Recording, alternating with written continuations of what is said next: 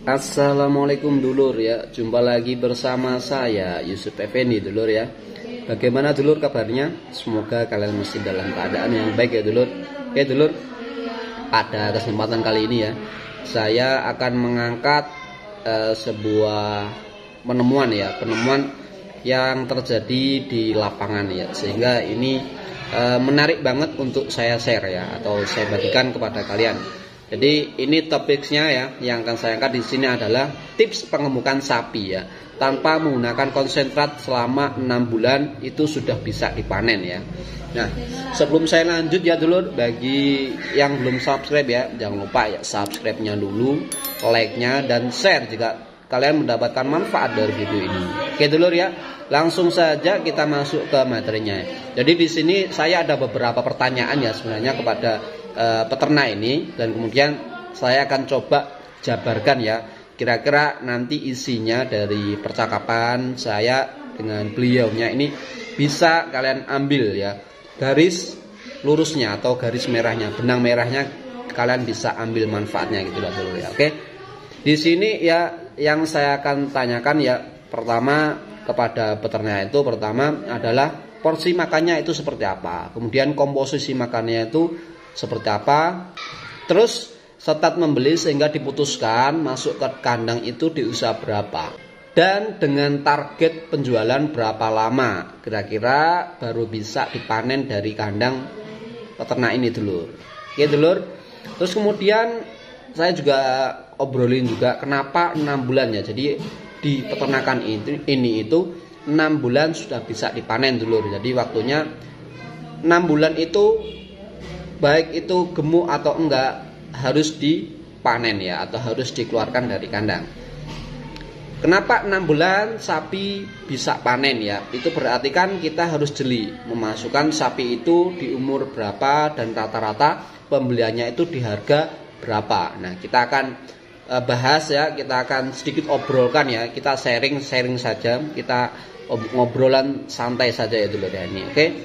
Oke dulu, setelah saya tanyain ya pertanyaan-pertanyaan tadi, beliaunya ini untuk proses ya, untuk proses pengadopsian ya, atau memasukkan sapi ke dalam kandang itu adalah di usia 1,5 tahun.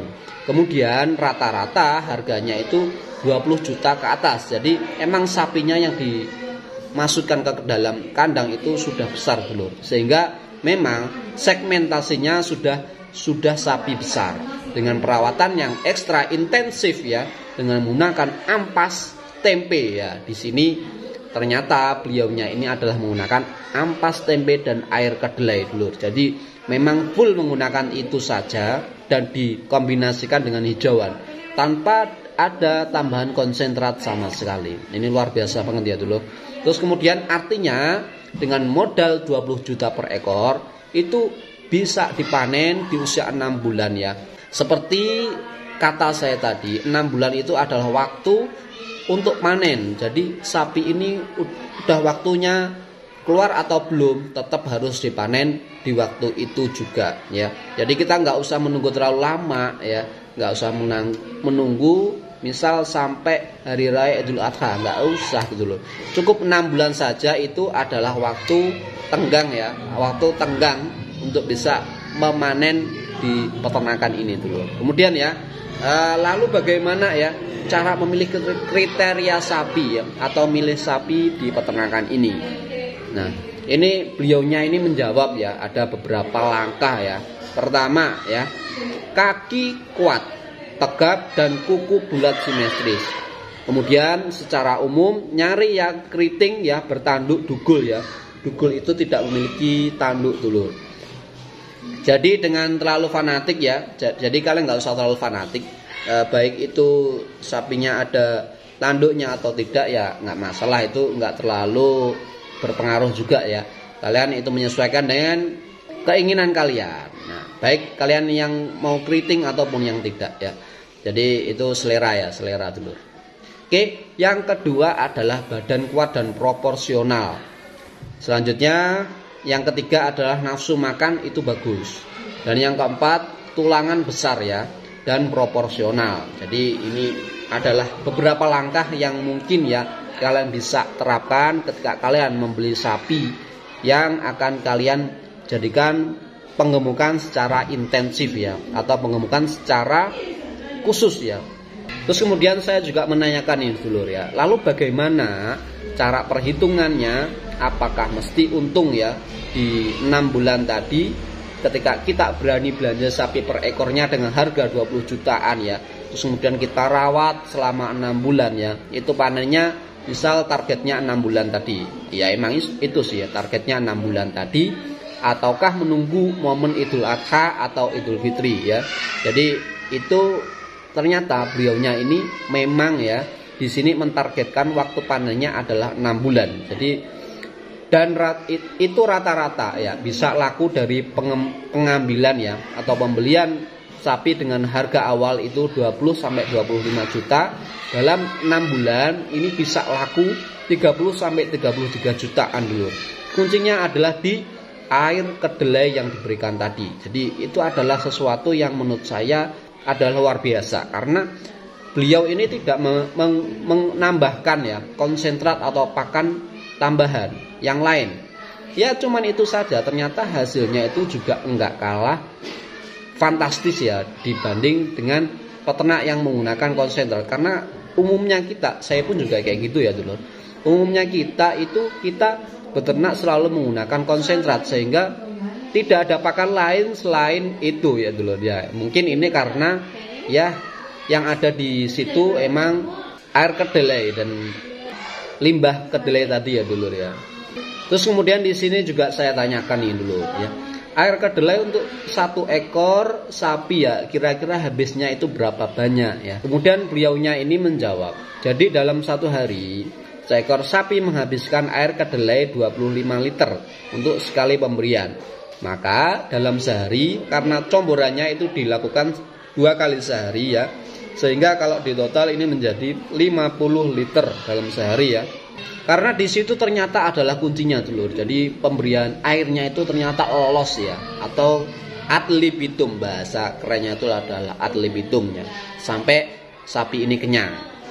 Kemudian air kedelai di sini maksudnya adalah limbah air bekas tempe. Nah, ternyata di sini kita mengetahui fakta bahwa air tempe itu ternyata baik ya dulur buat proses pengemukan sapi. Ya, itu adalah fakta baru yang barusan saya temukan ya di peternakan Bapak ini dulur ya.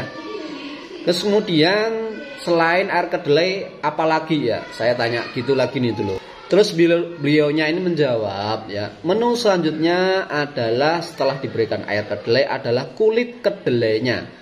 Artinya pertama air kedelai itu adalah 25 ember ya pagi hari, 25 ember sore hari, sehingga totalnya adalah 50 ember.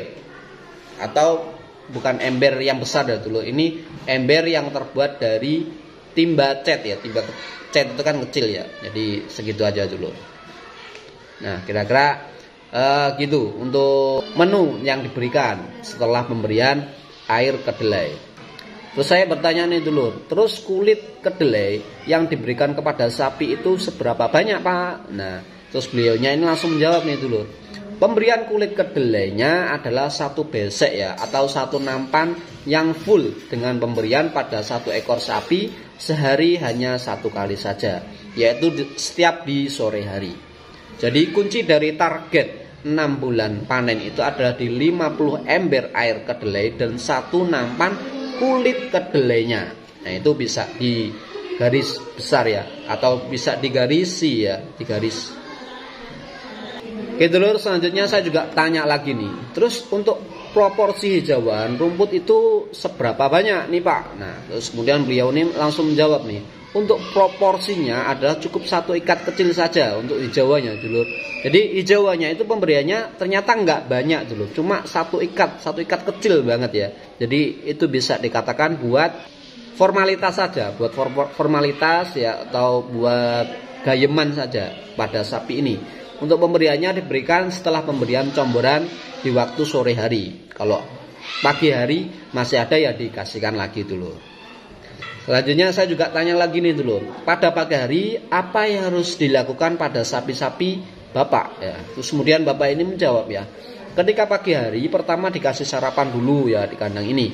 Kemudian dikasih rumput dikit, kemudian tunggu sampai air kedelainya ready atau siap ya. Setelah siap, kemudian terakhir diberikan air kedelai tadi merata ke semua sapi ya, dengan porsi 25 timba cor ya untuk setiap ekor sapi. Nah itu kira-kira seperti itu dulu untuk proses pemberiannya. Kemudian untuk siang hari ini dikasih minum lagi air limbah tempe tadi. Jadi pemberian air limbah ini dirasa cukup banyak ya dulur ya, di yang kita tahu ya di peternakan bapak ini. Kemudian saya juga tanya lagi nih dulur, kemudian apakah tidak pakai konsentrat ya? Nah, saya kan penasaran nih ya, apakah nggak pakai konsentrat pak ya? Kemudian beliaunya menjawab, jawabannya adalah tidak sama sekali.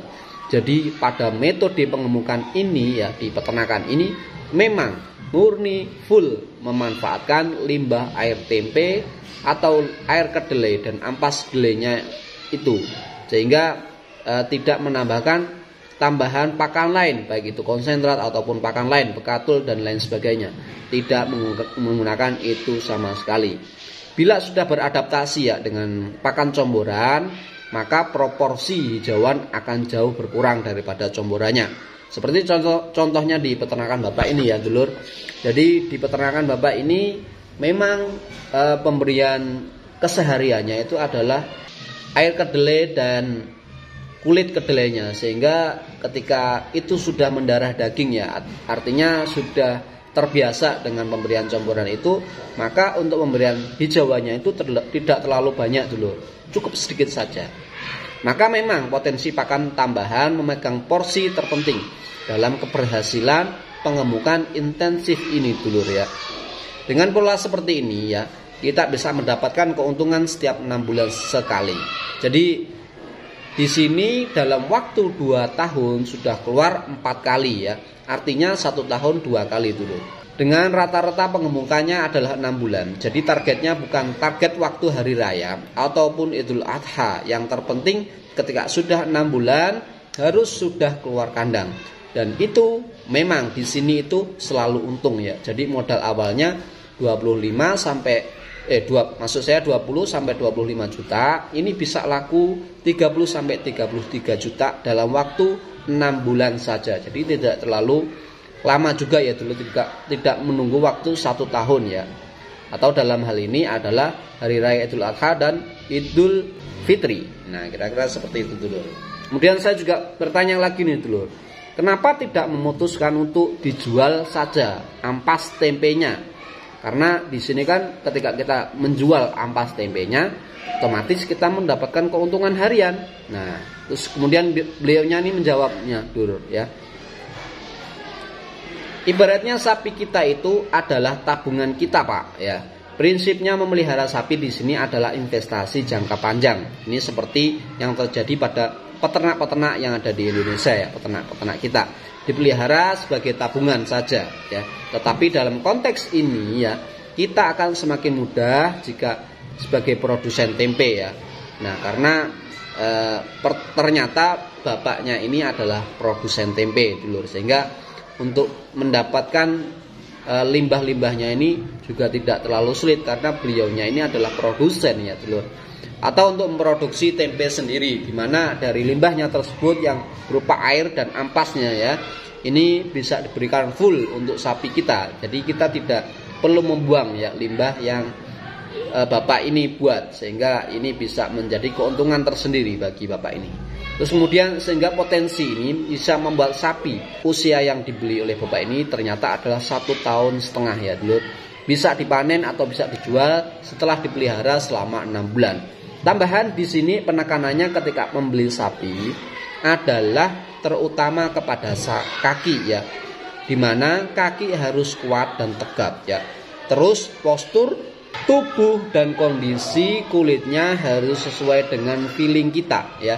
Di sini kriterianya antara tebal dan tipis. Jadi teracaknya ya dulu, atau kukunya sapi itu yang dipilih bapak ini adalah antara yang tebal dan tipis. Kalau tipis oleh bapak ini nggak dipilih, tapi kalau kukunya ini tebal ya, dan juga kuat, ini akan menjadi pilihan untuk bisa diternakan atau bisa digemukkan di peternakan Bapak ini dulu. Selanjutnya insting pemilihannya adalah juga di telinga ya, dimana kriterianya adalah telinganya itu kecil ya, tumpul, kecil dan tumpul. Ada sedikit spek limusin ya. Jadi untuk limusin ini kan ciri-cirinya ya, itu telinganya itu kecil dan tumpul. Jadi tidak terlalu berlebar seperti ini dulur ya. Misalnya. Kemudian ada sedikit spek limusinnya. Oke dulur, mungkin ini hanya beberapa menit saja ya tentang sharing ini ya. Tetapi melihat dalam waktu 2 tahun bisa mengeluarkan sapi sebanyak 4 kali ya dulur. Jadi ini luar biasa banget ya. Di sini ada efektivitas dan efisiensi pakan serta pertumbuhan daging yang luar biasa. Catatan kalau enggak untung di sini karena setelah sakit yang paling sering itu masalahnya adalah di kaki ya. Makanya karena pengemukan sekian kuintal ya, maka target utama kaki ini harus kuat di kandang Bapak ini dulu. Saya rasa ilmu meski cukup singkat, yang penting ini bisa berguna ya dulur, atau bermanfaat. Intinya bila kita ingin mencapai target 6 bulan panen, maka investasi modal juga harus berani ya. Pintar-pintar memilih sapi dan efisiensi pakan menggunakan limbah dari air tempe dan kedelai. Mungkin 10-15 menit atau bahkan bisa 20 menit ya. Nggak tahu juga ya dulur, nanti berapa menit hasilnya nanti. Ini bisa menjadi video yang bisa kalian nikmati. Ini jangan lupa ya dulur, sebelum saya tutup jangan lupa like-nya, share ya jika kalian mendapatkan manfaat dari video ini, dan subscribe juga.